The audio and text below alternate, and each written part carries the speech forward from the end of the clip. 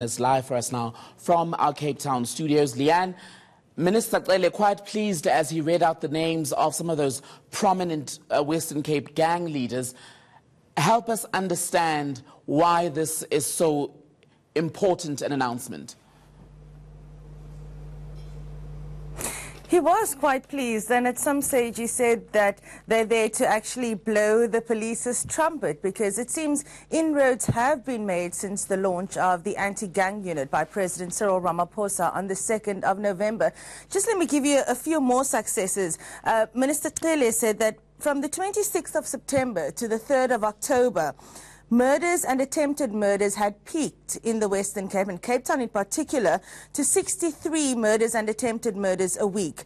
So after the launch of this anti-gang unit on the 2nd of November, so from the 15th to the 21st of November, that number decreased to 28 murders and attempted murders per week. You also just heard a soundbite from the minister detailing gang high flyers who had been arrested since the launch of the anti-gang unit.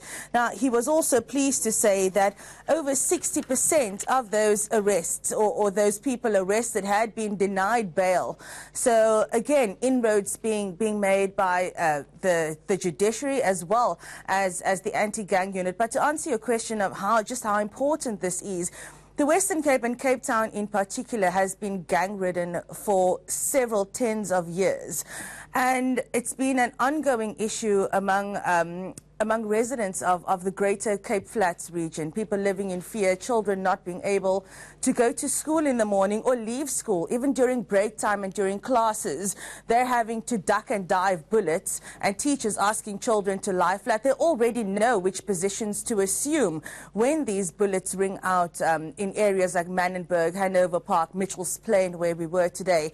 So we heard from CPF members as well, saying that the communities themselves are really happy to see this visible policing and to know that there is a dedicated unit to help curb the scourge of gang violence in and around Cape Town.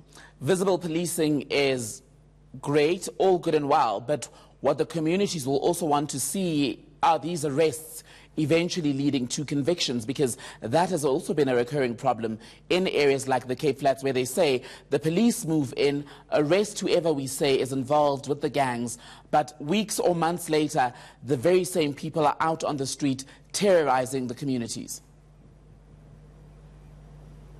You're so right. That's a big problem, and that's a question I'd pose to the minister today, that while you're making all these arrests, and more than 100 gang high flyers had been arrested this month, it's a different thing when they're walking out a week later. So the minister has said that talks are underway with Michael Masuta, the Minister for Justice and Correctional Services as well, to set up dedicated courts for gang-related crimes so that they can fast-track convictions as well as speed up the trials and the cases, because you know that also these cases for long have been postponed several times and ultimately just kicked out because the dockets are being lost or whatever the case may be. So now there are talks underway to get dedicated courts for these crimes and to actually prosecute gang high flyers in these dedicated courts, so as to prevent the gang high flyers or alleged gang high flyers walking out on the streets a week later. Lastly, Leanne, what has the success of this anti-gang unit done for the calls for the army to be deployed to parts of the Western Cape? Well, that's been a contentious issue. Several councillors in various areas, and of Angus Mackenzie in Bonteheuwel, for one, had been calling for the army to be deployed.